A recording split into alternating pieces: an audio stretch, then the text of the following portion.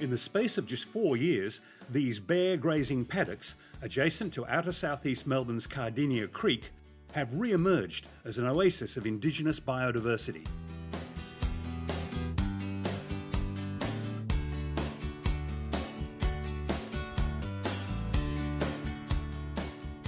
As a not-for-profit environmental restoration and carbon offset provider, Greenfleet has developed its inclusive, community-based development model through years of experience in managing substantial rehabilitation projects throughout Australia.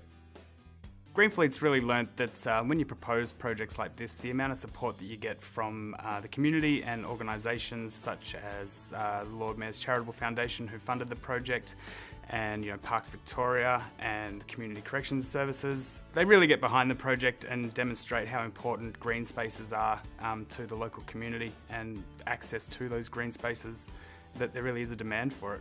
In 2011, Parks Victoria invited us out to plant trees at Cardinia Creek Parklands, and before we knew it, we were involved in planning another tree planting project out at Cardinia Creek Parklands. The Reeveses, who were the original owners, maintained some bush blocks and a lagoon. The idea is to connect the bush blocks that are isolated from the Cardinia Creek back in there to form a corridor for wildlife to move along. And in the lagoon there's the nationally rare dwarf galaxia that we've discovered too. So the idea of the planting too is trying to improve the water quality as well that enters that lagoon to maintain that population. In addition, the project provided an opportunity to engage with a significant agency in Parks Victoria and landowner in Casey, together with the local community in and around the Cardinia Creek area. And the opportunity that this site presented in particular is an important link between the foothills to the north and Western Port Bay to the south, and it performs an important biodiversity link along that corridor. It's significantly important for the community and agencies to be involved in these sorts of projects.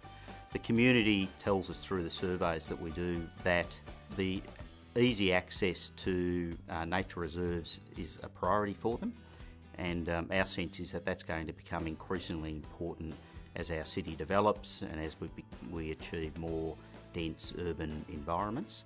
And likewise, trying to achieve landscape improvements across the municipality.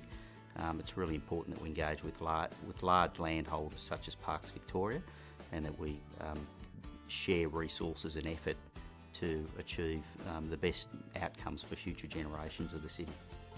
We've discovered that when we're doing major projects, outdoor work, the offenders actually want to turn up for community work and become engaged in the tree planting.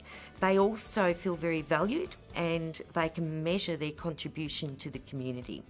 We encourage the offenders to go back in the years to come and take their families and show everyone the great work that they have performed by planting these plants and creating the forest. There's a lot of awareness in society about the problem of climate change, and few people know how to tackle the solution to it. And we're hoping this project demonstrates how people can have a hands-on role in just regenerating natural carbon sinks to sequester carbon dioxide and tackle the issue of climate change.